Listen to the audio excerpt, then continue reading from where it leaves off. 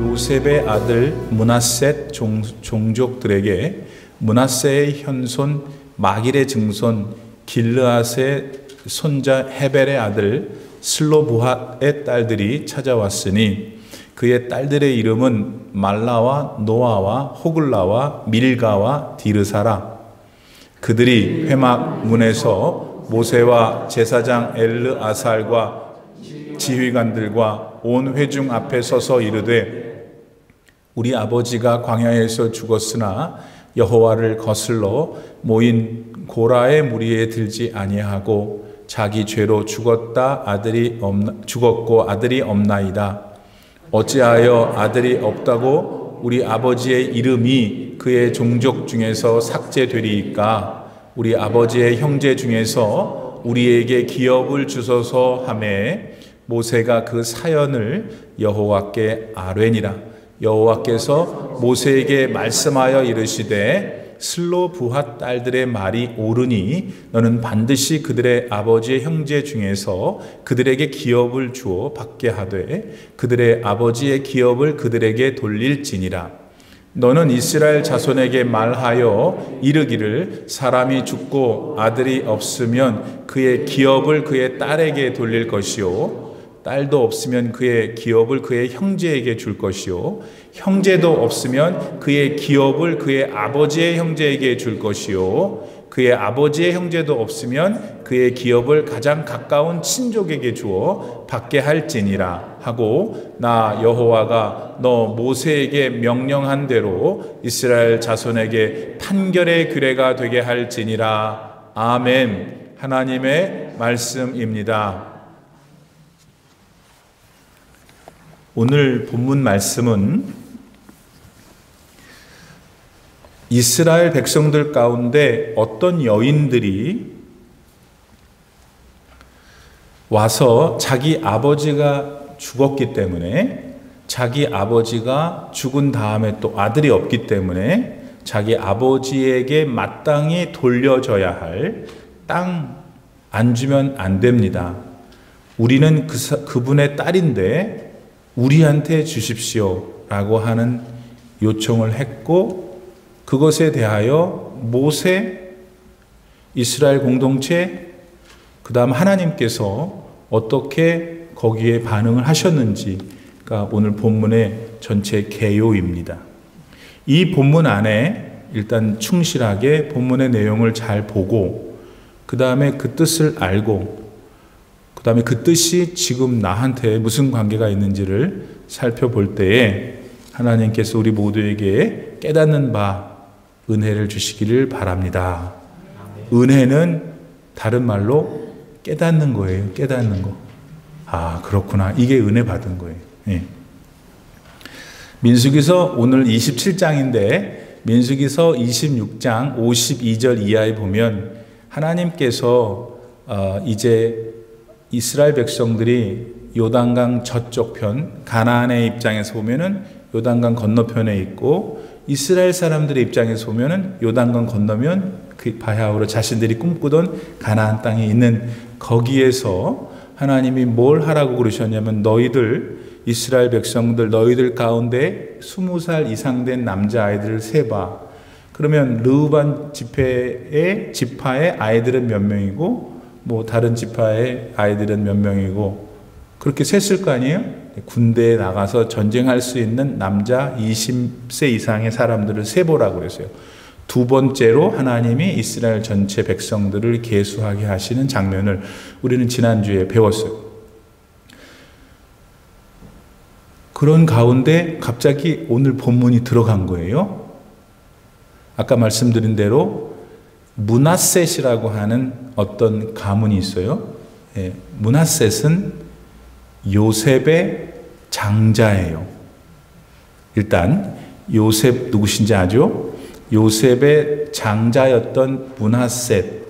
그 므낫셋도 뭐 후손들이 많을 거 아니에요. 그 이후에 세월이 많이 지났으니까 그 므낫셋의 후손 가운데 슬로부핫이라는 사람이 있었어요. 남자죠. 그 사람이 그만 죽었는데 아들이 없었어요. 예. 그러다 보니까 그때 당시에 지금부터 수천 년 전 지금도 여성들이 많이 차별을 받는 시대인데 그때는 뭐 여성분들의 권한이라는 것은 거의 없었다고 봐야 돼요. 그 시절에 아들을 못 낳고 오늘 본문에 보니까 그 슬로보앗이 5은 낳더구만요. 요즘 낳았으면 잘한 건데 그때는 잘 못한 것처럼 느껴지는 상황. 그러니까 슬로보앗이 자기 아들도 없고 자기에게 즉 므낫세 지파에게 하사된 땅들 가운데 슬로보앗 이름 하에 있는 자기 땅이 있었을 것인데 그 땅을 지금 안 주려고 하는 거예요. 그러니까 그 슬로보앗의 5딸이 뭉쳐갖고 왔어요. 어디로 왔냐면 회막에 왔어요. 누구한테 왔냐면 모세와 엘르아살 아론의 손자인가요? 아들인가요? 아무튼 그 제사장에게 왔어요. 우리는 하도 많이 듣고 모세, 뭐 아론 하도 많이 들어서 그분들을 만나기가 그냥 뭐 동네 아저씨 그 경상도든 전라도든 전방이라는 말 하죠? 전방에 그 가서 그냥 담배 하나 사갖고 오는 그 아저씨 만나는 것처럼 생각할 가능성이 높아요. 아니면 아무 생각이 없든지. 근데 여러분 200만 명이나 되는 그 많은 사람들 가운데 하나님께서 유독 지명해서 또 혁혁한 기적을 많이 나타낸 그 모세와 그 제사장 그룹들을 만나는 것이 이제 우리의 상식으로 생각해보면 쉬웠을까요? 사실 모세는 아주 결정적인 것들, 아주 큰 문제들 이외에는 그 밑에 있는 부족장들, 지파의 우두머리들에게 맡겼던 것 같아요.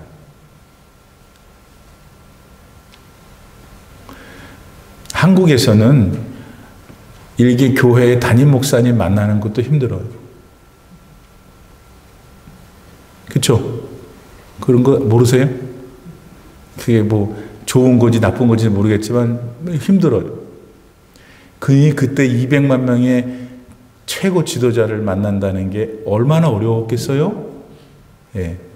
제가 한 가지 부탁을 드리겠는데, 이제 마스크를 다 쓰고 계셔갖고, 제가 이렇게 이 가냘픈 눈으로 쳐다볼 때 이게 반응이 있나 보는데, 이렇게 약간 뭐가 싫다, 좋다, 이렇게 하든지, 그거는 법에 안 걸리니까 해주세요. 왜 지금 목사님이 저렇게 배경 설명을 하나? 우리가 하고자 하는 얘기가 다음에 나오기 때문에 그런 거예요. 이 슬로보앗의 5딸이 그렇게 모세를 만나러 갔다는 것 자체가 오불성설인 거예요, 그 당시에. 일단 남자도 만나기가 어렵고 남자 중에서 높은 사람도 만나기가 어려운 분들인데 그 당시에 여자 위치에서 그것도 자기 아버지 땅 달라고 지금 간 거 아닙니까? 적어도 이 지금 그 5분의 여성들의 그 강렬한 열정, 이거를 우리가 일단은 같이 공감을 해야 됩니다. 그래서 갔어요. 어디로 갔냐면 회막을 갔어요. 회막은 여러분 하나님의 임재하심이 약속된 곳이에요. 그때만 해도 지금도 우리가 여기가 이 교회 건물이 교회가 아닌 걸 상식적으로는 알지만 그래도 우리가 교회 그러면 여기 생각하고 여기 모이는 우리들의 어떤 열정, 같이 함께 했던 시간, 경험 이런 것들이 다 농축된 곳이잖아요. 회막은 하나님의 임재하심이 약속된 곳이니까 여자가 모세를 만나러 회막에 간 거예요. 왜 그랬어요? 일단 뭐 천천히 풀어보죠. 자기 아버지 슬로보앗이 아들이 없이 죽었는데 그렇다고 해서 우리 아버지 땅 안 주면 우리 아버지 이름 다 없어지잖아요. 그러니까 우리한테 주세요. 그거잖아요, 지금. 일단 그 당시 상황 속에서 여성들이, 딸들이 아버지의 이름이 사라지지 않도록 땅을 달라고 갔던 것. 인간적으로 보면 그 사람들 참 효심이 그득해요? 안 그득해요? 그때나 지금이나 이름은 뭐예요? 존재를 나타내요. 예. 인사유명, 호사유피, 맞아요?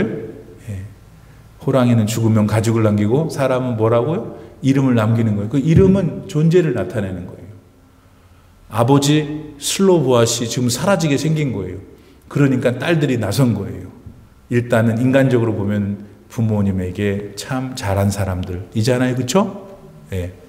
여러분들은 이제 공경할 부모님이 안 계십니까?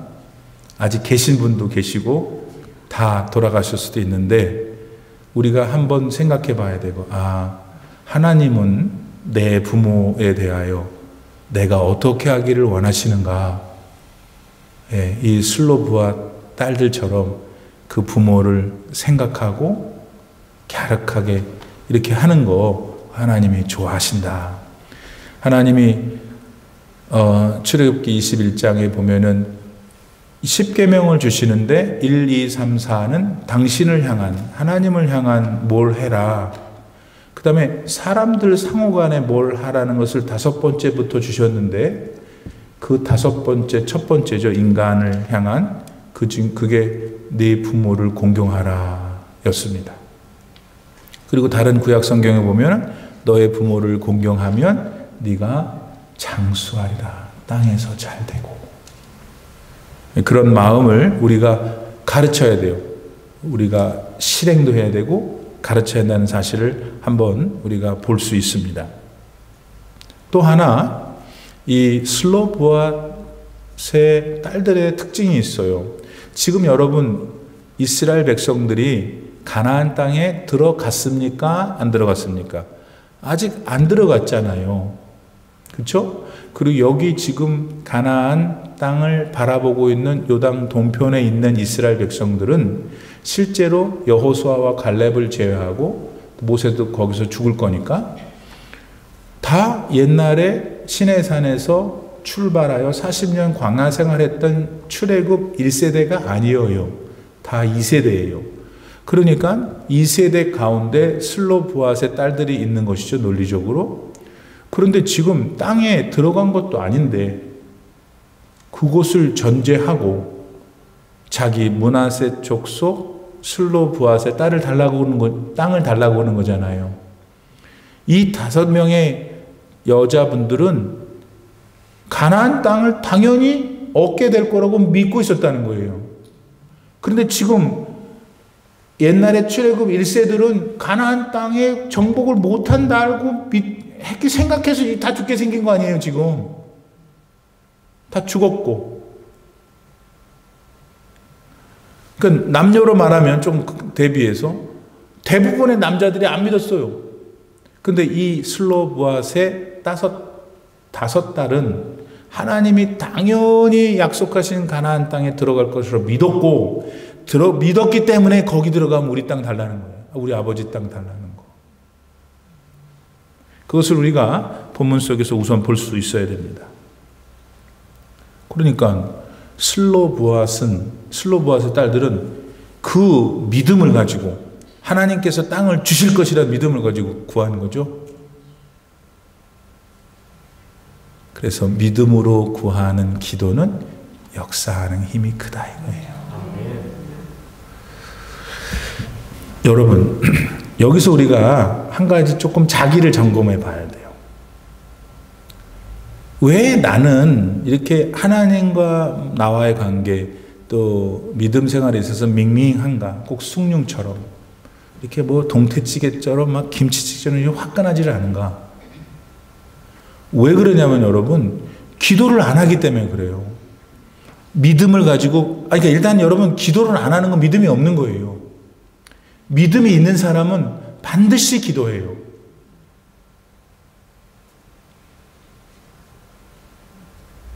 왜 기도를 안 하세요?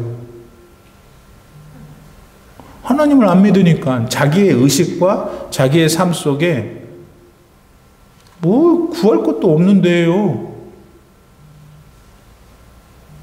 제가 목회를 하면서 기도 제목이 뭐예요? 그럴 때 우리 교인들 가운데도 그런 분들이 많으시기 때문에 제가 누구를 또 찍어서 얘기한다고 또 속상해하지 마시고 제 고충을 얘기하는 거예요.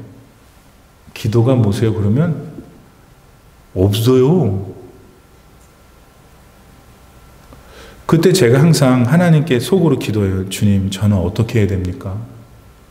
이 양반은 기도 제목이 없대는데. 기도 제목이 없을 수가 없어요. 내 마음의 소원을 이루어지는 것, 그것만이 기도라고 생각하니까 지금 그 소원을 아랠 게 없는 거예요. 아들, 딸도 잘 되지, 자기 방구석도 따뜻하지, 월별로 탁탁탁 돈 들어오지, 나라에서도 원치도 않은데 막 돈 주지. 그렇잖아요, 여러분. 그러니까 기도할 게 없는 거예요. 그리스도인의 기본적인 살아야 할 삶의 의무가 지금 잘못 알고 있는 거예요. 우리는 나를 위한 기도도 해야 되고 내가 아닌 다른 사람을 위해서도 기도해야 되는 거예요. 예수를 살아야 된다는 거예요. 예수를 살아야 한다는 거는 내 마음의 소원만 이루는 게 기도가 아니라 하나님이 우리로 하여금 다른 이웃을 위해서 기도하게 하시는 것도 있으니까 기도가 뭘까요? 이번 달에. 그럴 때 이제 기도의 제목들이 조금 더 확대될 수 있겠죠. 지금 우리는 뭘 하고 있어요? 슬로보앗의 5딸은 가나안 땅에 들어가지도 않았는데 인역 다른 이스라엘 남자들보다 거기에 들어갈 걸 확신했기 때문에 거기 들어갔을 때 내 땅 달라는 거예요. 아버지 땅. 믿음으로 지금 구하고 있잖아요. 그 거룩한 회막에 가서 한 번도 만나볼 수 없는 모세 앞에서 마치 매일 가서 졸랐던 그 재판관 앞에 가서 기도했던 과부처럼 그냥 날 죽이십시오. 내가 지금 요청하는 거 안 들어주면 차라리 날 죽이십시오. 그러신 거예요. 지금 그때 그 장면이. 그 재판관이 너무나 지겨워서 들어줬대잖아요. 믿은 거죠. 그 재판관을 통해서 일이 된다는 거를. 슬로보앗의 딸들은 믿은 거죠. 하나님이 그렇게 하실 거를. 그러니까 우리 거 달라는 거예요. 여러분 오늘 뭘 배우러 오셨어요? 뭘 지금 배울 준비가 됐어요? 누가복음 9장에 보면은 구하라, 찾으라, 두드리라. 오늘 여러분 다시 진짜 찾았냐고요?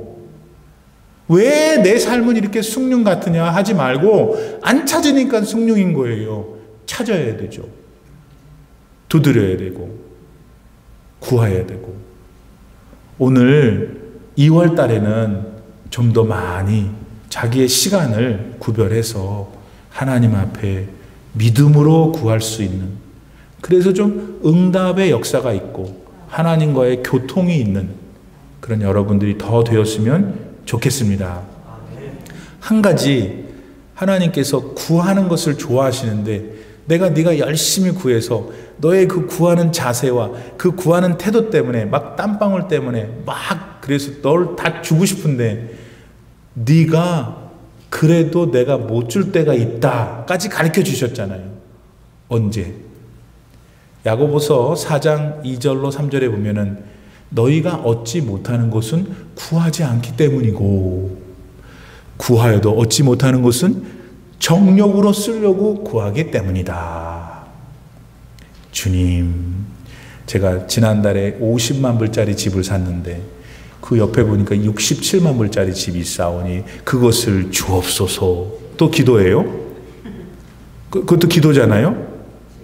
근데 하나님이 물어보시는 거예요. 왜 지금 네 50만 불짜리 집 안에 들어갔는데 거기가 모자라더냐? 네가 너와 나와의 삶 속에서 믿음의 삶을 실천하는데 그 집이 적더냐? 뭔 이유가 뭐냐? 이놈, 족한 줄 알아라. 그러고 안 주시는 거예요. 아시겠어요? 우리가 생각할 때도 허무맹랑한 걸 일단은 구하지 않겠죠? 네. 그래서 정력으로 구하지 않으면 하나님이 우리의 기도를 다 들으시고 정력으로 구하는 기도도 들으셔요. 그대로 주질 않으시는 거지.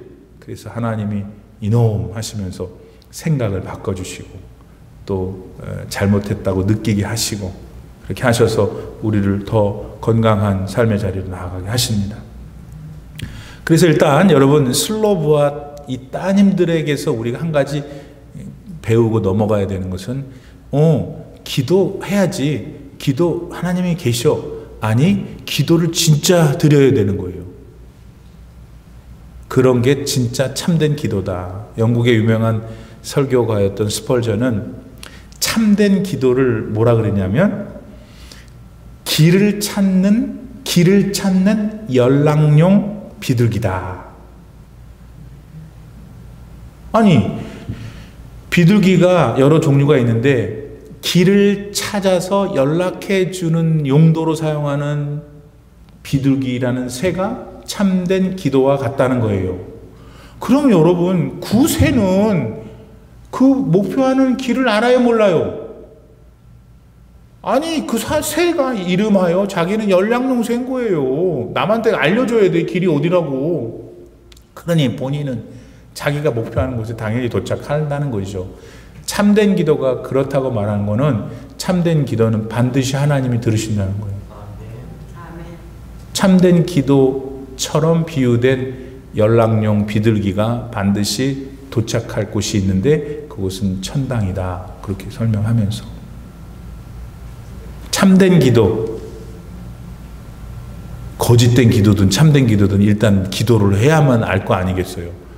우리 수요 예배에 나오는 여러분들은 요것이 너무나 맨날 듣는 소리지만 오늘 주님이 저와 여러분에게 말씀하시는 거예요. 기도를 좀 더 했으면 좋겠구나. 자, 그 다음 지금 슬로브앗의 딸들은 뭘 달라고 하는 거예요? 땅을 달라고 하는 거예요. 땅을. 우리 아버지가 돌아가셨지만 아버지한테 물려줄 땅을 달라는 거예요. 지파별로 땅을 분배하는 것이잖아요. 그런데 조금 더 거슬러 올라가면은 하나님이 지금 직접 두 번째 계수를 명하시면서 20세 이상 남자들, 그렇지, 너네 지파별로 몇 명이지? 그 명수에 맞게끔 뭘 주라? 땅을 주라 그러신 거예요. 하나님이 주라 그러신 거예요. 여러분, 이 땅은 아하레츠라고 하는 히브리 말인데 요거 엄청난 의미가 있어요. 근데 뭐 그렇게 어렵지 않아요. 왜? 우리는 너무나 잘 알잖아요. 그런 나라에서 왔잖아요. 아주 그냥 땅. 그러면 왜 이렇게 서양이나 동양이나 할 것 없이 이 땅에 대해서 사람들은 목말라 하는가? 쥐가 땅에서 왔거든. 아니? 아니? 땅에서 안 왔으면 뭐해서 왔어요? 네. 우리 생이 맞춰지면 땅으로 다시 가잖아요. 네. 근데 하나님께서는 땅에 대해서 어떤 생각이 있으시면 땅 내 거다? 아닌데요. 지금 목사님 제 콘도 있고 내 건데요. 아, 우리 집 그거 내 건데 얼마나 내가 이민 생활하면서 그거 살았는데. 근데 그거 밑에 있는 거 말이에요. 밑에 있는 거. 집 자체도 하나님 거지만 그 깔판 있잖아요. 뭐가 반석이 있어야 집을 질 거 아니에요. 온 세상 땅이 하나님 거래요. 하나님 그렇게 얘기하셨어요. 내 땅은 다 내 거다. 그리고 땅에서 사람을 만드셨어요. 자, 그런 기본적인 배경 하에서 오늘 갑자기 역사의 한순간에 슬로브앗의 딸 5이 와갖고 땅 달라고 하는 거예요. 땅. 뭔가 출발점인 거예요. 우리가 왜 땅에 대해서 그렇게 목말라 하냐면 뭔가 우리가 본능적으로 우리가 unconscious 의식하지 못하는데 우리가 출발했다는 걸 알고 있는 거예요. 그러니까 그거를 갖고 싶은 거예요. 또 그곳으로 끝날 것이라는 것도 우리 본능은 아는 거죠. 그럼 왜 하나님께서는 그 땅이 당신 거라고 하냐면 당연히 하나님이 주인이니까 당신 거라고 그러는 거예요. 그런데 여기서 우리는 어디까지 더 나가야 되냐면 이 땅은 우리가 그토록 목말라 하는 땅은 일단 한계가 있는 거예요. 어떻게? 내 것이 될 수 없는, 그리고 금방 끝나는, 내 거라고 주장했지만 영원히 주장할 수 없는 한계가 이 땅의 땅이잖아요. 근데 왜 하나님은 그 땅을 당신 거라고 하시면서 뭘 얘기하시냐면 너를 위한 영원한 집이 있다 이거예요. 그래서 땅이라고 하는 것을 물론 그 당시에 일어났던 한 지파의 해프닝이에요.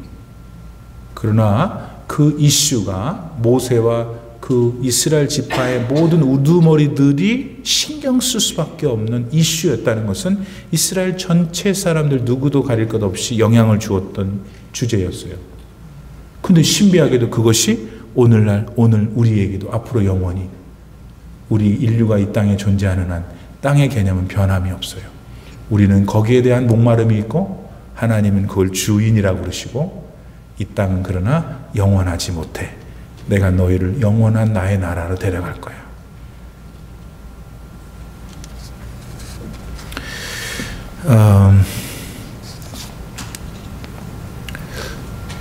근데 하나님께서는 이스라엘 백성들을 이 땅에서 두시고 그분들을 통해서 다른 모든 우리 같은 민족들에게 당신이 누구이신지를 가르쳐 주시는 건데 오늘 이 땅 사건을 통해서 하나님은 모든 사람이 땅을 갖기를 원하시는 거예요.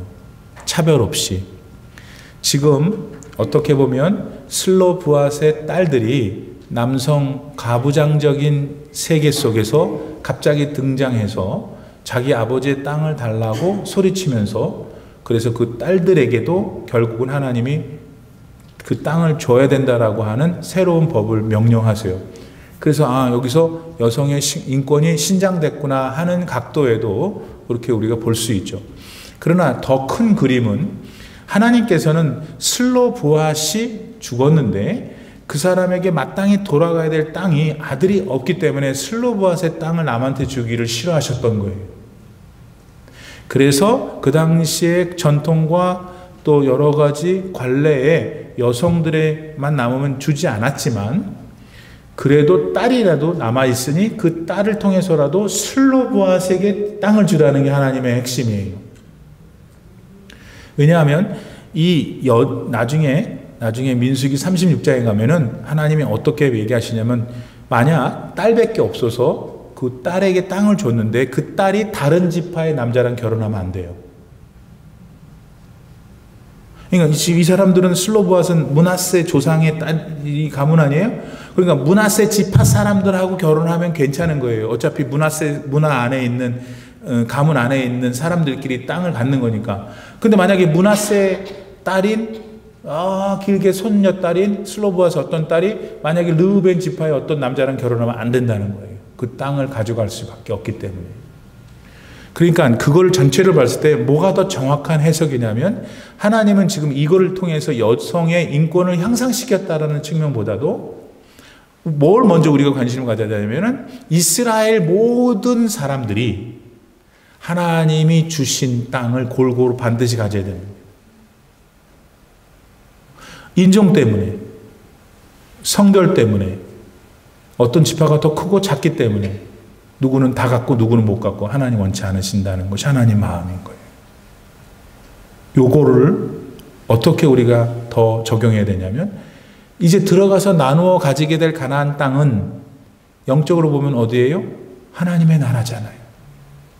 하나님의 나라는 그러니까 누가 들어가요? 공부 잘한 사람만 들어가요? 돈 많은 사람만 들어가요? 가문이 좋은 사람만 들어가요? 남자만 들어가요? No. 하나님의 나라는 모든 족속이 들어가는 곳이에요. 하나님의 나라에는 차별이 없어요. 그것을 오늘 슬로브앗의 딸들의 사건 속에서 우리는 언제나 성경을 공부할 때 하나님이 뭔 생각을 하고 있는지를 캐치해야 돼요. 하나님의 그 마음을 우리가 배우게 됩니다. 오늘 우리가 살고 있는 세상은 예전에도 그랬고 앞으로도 그럴 겁니다. 뭐가? 차별이 있습니다. 그렇죠. 우선 조금 성급할지 모르지만 우리는 우리가 다른 사람들을 상당히 차별하며 산다는 사실을 인정해야 돼요. 그리고 그것을 인식해야 돼요. 어떤 사람은 막 하고 있는데도 몰라요. 본인이 그렇게 하는 게 이 사람을 차별하는 것인지, 왜냐하면 하나님은 남을 차별하는 거 원치 않으신다는 것을 모르고 있는 거죠. 적용을 못하고 있으니까. 그러니까 일단 깨달아야 돼. 자기가 그러고 있다는 것을 알고서 그걸 안 하려고 주님 나라 갈 때까지 노력하면서 사는 게 우리의 목표여야 되는데 아예 모르면 안 되잖아요. 그러니까 알아야 되고. 그러면서 세상은 참 너무나 차별이 너무나 심하다. 우리 미국에 나타나고 있는 지금의 현상도 거슬러 올라가면 그거잖아요. 그럼 우리는 어떻게 해야 될까요? 일단은 내 자신부터, 우리 믿음의 공동체부터 어떻게 하든지 우리가 가지고 있는 이런 본능적인 차별을 어떻게 하면 더 줄일 수 있을까? 어떻게 하면 최선을 다해서 우리가 하나님의 마음처럼 본받아 살 수 있을까? 노력했으면 좋겠다. 그 중에 다른 민족을 많이 차별하는 민족 중에 으뜸이 한국 사람들이에요. 우리는 어떤 민족은 되게 좋아하고 나머지는 다 싫어하고. 그래서 참 어려워요. 우리 사실 많이 어려워요. 그러나 어쨌든 성경적으로 보면 하나님의 마음으로는 그거는 옳지 않은 방향이에요.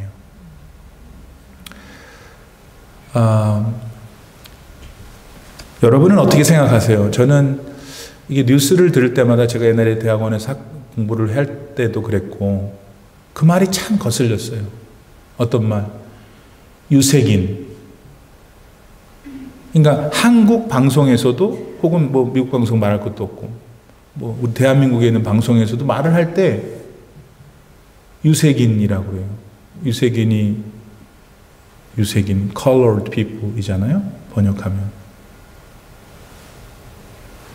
근데 내가 얼마나 화가 나는지 지금도. 물론 제가 지금 느끼는 것 그것이 또 뭐 논리적인 빈약성이 있을 수 있지만 적어도 제 논리는 이거예요. 어째서 유색인은 누구를 포함할까? 에브리바디가 유색인 아니에요? 그러니까 그 colored people을 만든 사람들이 자기들이 생각할 때 그 사람들이 아닌 사람들을 categorize 한 거예요. 범주화를 시킨 거잖아요. 그러니까 백인들이 얘기하는 거잖아요. 그러면 I'm asking them, what color you belong to? You belong to white. White, black, yellow, every is a color. 그러면 when you say colored people, you must include your color, which is white. 근데 왜 우리는 다 그 말을 따라하느냐고요. 정확한 말은 European American이에요. Asian American이고. 왜 우리만 Asian American이고 자기들은 화이트예요? 이것이 지금 기본적인 세상의 차별인 거예요. 높은 그렇죠. 그 힘을 가지고 있으니까. 그러니까 우리는 어떤 표현을 쓰는 게 좋냐면 소수죠, 소수. 인원이 소수잖아요. 우리는 마이너리티잖아요, 소수. 한국에서는 한국 사람들이 마이너리티예요? 아니죠. 거기는 다른 민족이 가면 그 사람들이 마이너리티가 되는 거예요. 그렇듯이 세상은 너무나 자연스럽게 힘의 원리에 따라서 높고 낮음이 결정되어 있고 그것에 따라 진행이 되고 있단 말이죠. 예수님의 시각으로 볼 때 우리는 그것을 어떻게 봐야 할까?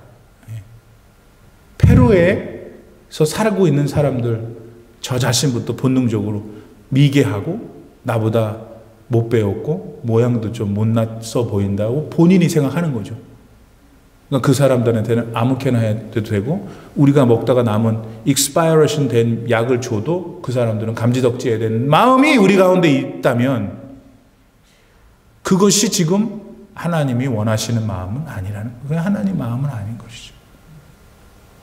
그런데 우리가 그것도 되게 익숙하잖아요. 모르잖아요. 그냥 그렇게 하잖아요. 그러니까 우리의 마음이 어디까지 지금 병들어 있는지를 알 수가 있는 거죠. 그래서 세상에 차별이 존재하는 것에 대해서 내가 어떻게 합니까, 목사님? 맞죠요. 우리가 뭐 어떻게 하겠어요, 그렇죠?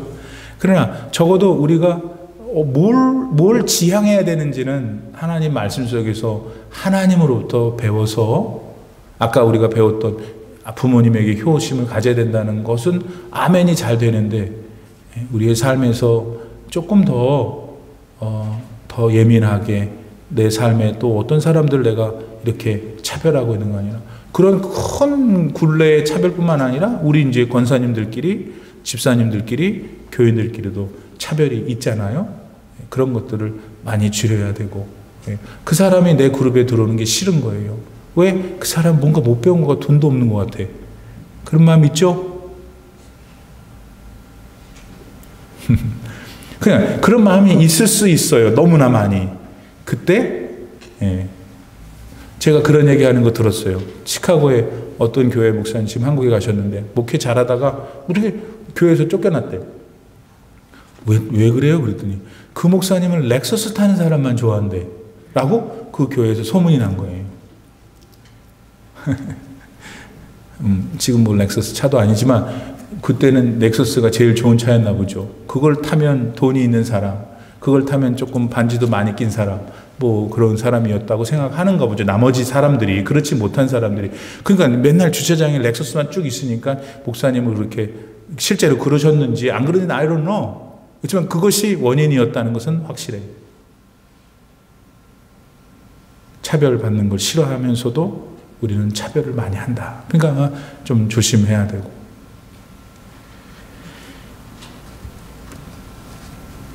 마지막으로 한 가지 더 다루기를 원합니다.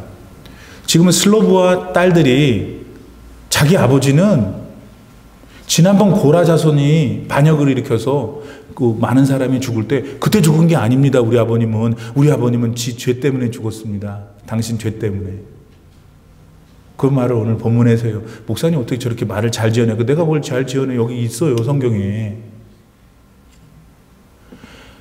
슬로브앗의 5딸은 사람이 왜 죽는지를 안 거예요.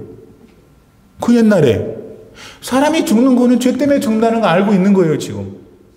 자기 아버지는 자기 죄 때문에 죽었지 지난번에 고라 자손이 일으킨 죄 때문에 죽은 것이 아닙니다. 하나님이 고라 자손이 일으킨 주의 자기가 당신이 세우신 주의 종을 거슬려서 자신들이 높아지기 위해 했던 것, 그것을 만족하게 생각하지 않으시고 그들에게 벌을 내려서 땅을 갈라 다 집어넣은 것은 정당한 일이었습니다라고 말하는 거죠, 지금 딸들이.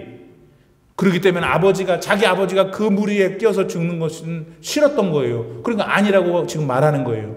대신 우리 아버지가 죽은 것은 자기가 지은 죄 때문에 죽었으니 땅을 달라고 하실 수 있습니다. 근데 지금 안 계시고 알 수도 없으니 우리한테 주십시오. 그거잖아요.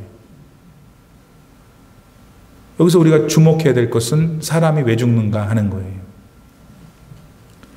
로마서 5장 12절 말씀. 한 사람이 죄를 지어 이 세상에 죄가 들어왔고 죄는 또한 죽음을 불러들인 것 같이 모든 사람이 죄를 지어 죽음이 온 인류에게 미치게 되었습니다. 한마디로 말하면 모든 사람이 죽는 이유는 각각 자신의 죄 때문이다 이거예요. 우리는 옛날에 안 죽었어요. 에덴 동산에서 만약 아담과 하와가 죄를 짓지 않았다면 우리는 안 죽는 존재였단 말이에요. 근데 죄가 들어오므로 그때부터 우리가 죽게 되잖아요. 자기 연령에 따라서. 그럼 그것은 사실은 특별한 것이 아니죠. 팩트잖아요. 문제는 여러분, 그럼 우리는 죽고 난 다음에 문제를 어떻게 해결할까가 문제인 거예요. 성경은 죄가 있어서 죽는다는 것에 방점을 찍는 게 아니고 죄가 있어 죽으니 너희가 영생할 수 있는 길을 찾아야 된다는 거예요. 하나님이 원래 너를 만들 때 영원한 존재로 만들었는데 네가 죄를 지어서 이렇게 됐으니 하나님께서 다시 너희를 회복하기 위해서 은혜로 주신 영원한 생명의 길인 그리스도를 따르라는 거예요. 오늘 구약 성경은 예수 그리스도를 몰랐죠. 그러나 그들은 자신이 왜 죽는지를 알았어요. 자신의 죄 때문에 죽는지를 알았어요. 오늘 우리들은 어떻게 죽나요? 안 죽나요? 만약에 죽는다는 사실 여러분도 받아들인다면 준비를 해야 되는 거예요. 뭘 준비하는 거예요? 죽음 이후에 지난주 설교했잖아요. 죽음 이후에 영혼이 다 죽는 게 아니에요. 에브리바디가 다 살아요. 영혼이. 하나님 앞에 서요. 지옥에 가고 하나님 나라에 가고 둘 중에 하나예요. 그게 너무 이제 도식적이잖아요. 별로 감동이 없죠.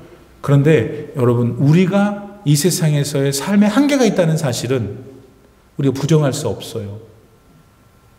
그런 삶이고, 그러니까 내 남은 생, 지금까지 살았던 삶, 앞으로 삶을 내가 어떻게 살아야 될 건가?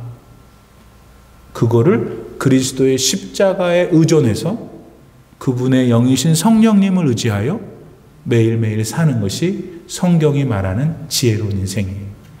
왜냐하면 하나님은 그렇게 할 때 그를 지키시고 보호하신다는 거예요. 그런데 너무나 좋잖아요. 예를 들면 너가 죄를 지어서 죽는 거야. 너 죽게 돼. 예, 맞습니다.